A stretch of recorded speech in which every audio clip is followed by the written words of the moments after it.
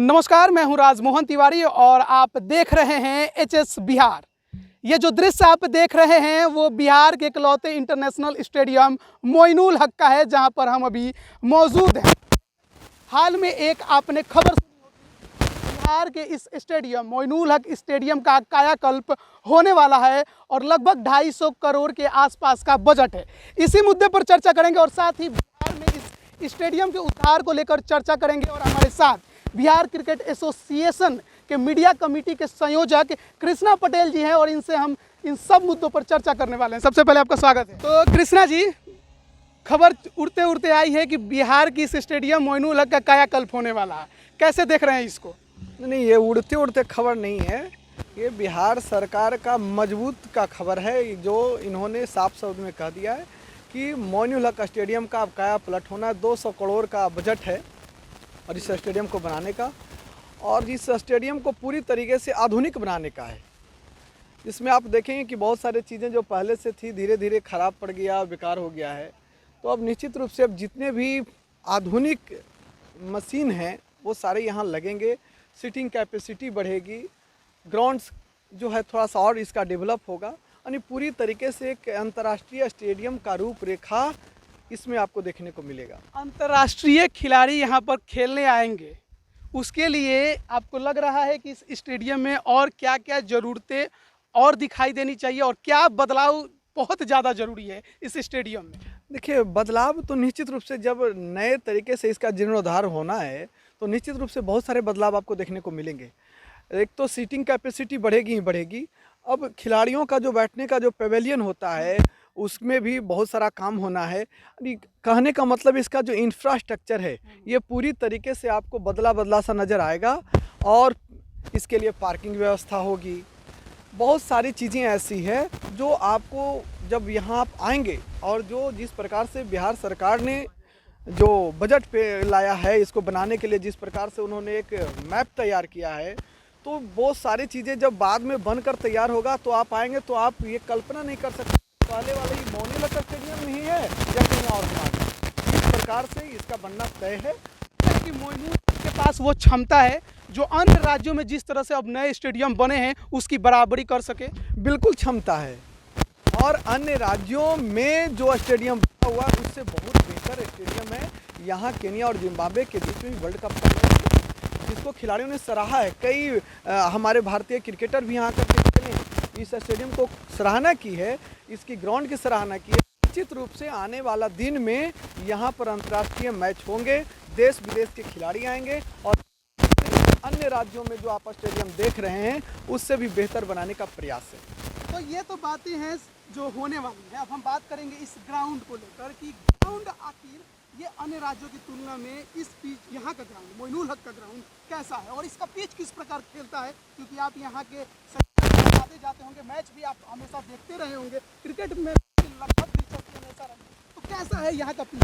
देखिए, इस पिच पर मैं खेला भी हूँ, और ये पिच पूरी तरीके से तो स्टैंडर्ड लेवल का जो खेल होता है अंतर्राष्ट्रीय लेवल का, उसकी पूरी बराबरी की पिच है, और काफ़ी बेहतर बनाया गया है। पूरी तरीके से काली मिट्टी है, सख्त मिट्टी है, गेंदबाज जैसा गेंद फेंकेंगे तो वैसा गेंद इस पे आना भी तय है। जरा ध्यान दीजिए, वो स्कोर बोर्ड कब का लिखा होगा और उसका क्या हालात हो गया है, जरा ध्यान दीजिए। इस स्कोर बोर्ड पे हम अंक कब देखेंगे? वो जो आप देख रहे हैं स्कोर बोर्ड वो भी आपको नज़र नहीं आएगी। आधुनिक सारे उपकरण यहाँ पर मौजूद होंगे, और जब आप देखेंगे तो ये सवाल आपको करना ही करेंगे।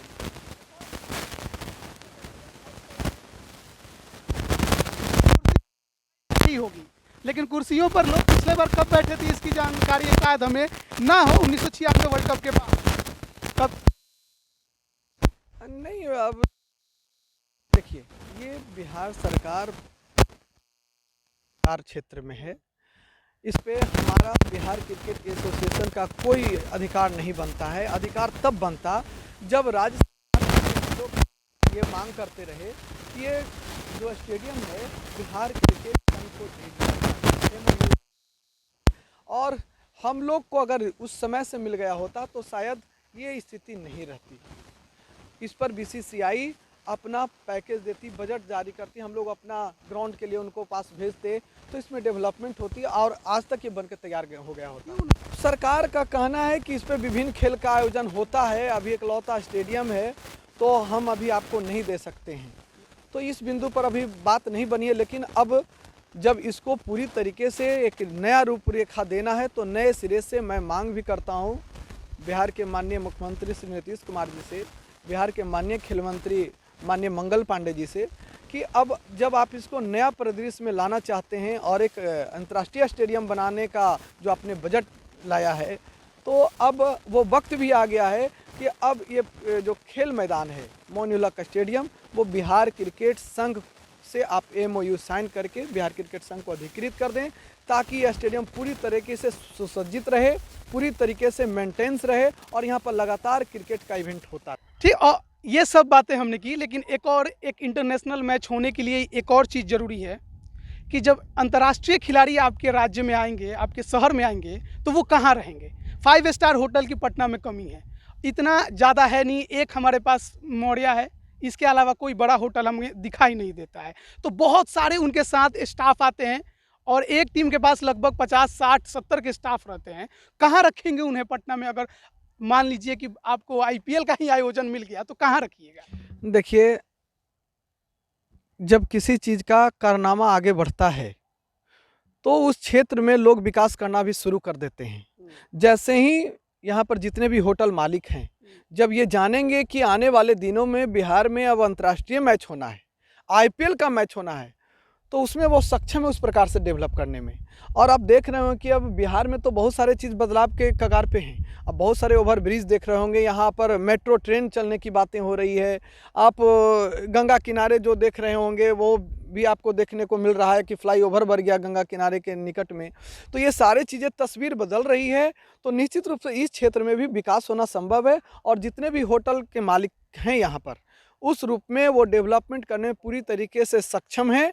और आने वाले दिनों में जैसे ही वो देखेंगे कि मोइनुल हक स्टेडियम का काया पलट हो गया और आने वाले दिनों में अब यहाँ पर बड़े बड़े मैचेज होंगे, IPL का मैचेज होगा, इंडिया का जो BCCI के मैचेज होंगे, ICC के मैचेज होंगे, तो इस प्रकार से वो अपने होटल को भी निश्चित रूप से डेवलप करेंगे और उस रूप में वो डेवलप कर लेंगे, उसमें वो सक्षम है कि यहाँ पर अंतर्राष्ट्रीय क्रिकेटर पूरी तरीके से ठहर सकते हैं, उनकी सारी सुविधाएं मिल सकती हैं। यानी कि आप जो बात कर रहे हैं उससे एक चीज़ आप मान सकते हैं कि फ़िलहाल अभी बहुत टाइम है अंतर्राष्ट्रीय मैच होने में बिहार में, क्योंकि जिस तरह से मेट्रो की बात की उसमें भी अभी लंबा वक्त लगने वाला है बनने का, और जिस तरह से कायाकल्प की बात हो रही है तो बजट अभी पास होंगे, उसके बाद कायाकल्प शुरू होगा काम का, तो बहुत समय लगेगा। लेकिन एक चीज़ अच्छी बात है कि कायाकल्प पे विचार हो रहा है, काम होना अब शुरू होने वाला है। काफ़ी कुछ इस स्टेडियम में अब आपको बदला बदला नज़र भी आ रहा होगा। घासें जो काफ़ी बड़ी थी वो अब छोटी आपको दिखाई दे रही होंगी। स्कोर बोर्ड जैसा का तैसा है, लेकिन उम्मीद है जल्द बेहतर हो। और हमारे साथ BCA के एक मीडिया कमेटी के संयोजक कृष्णा पटेल जी थे, इन पर हमने चर्चा की और काफ़ी कुछ इन्होंने बताया। उम्मीद है कि जो बताया उस पर काम भी आगे होंगे। इसके लिए अब हम इन्हें धन्यवाद देते हैं कि ये हमारे साथ जुड़े। आपको भी धन्यवाद, आपकी पूरी टीम को धन्यवाद।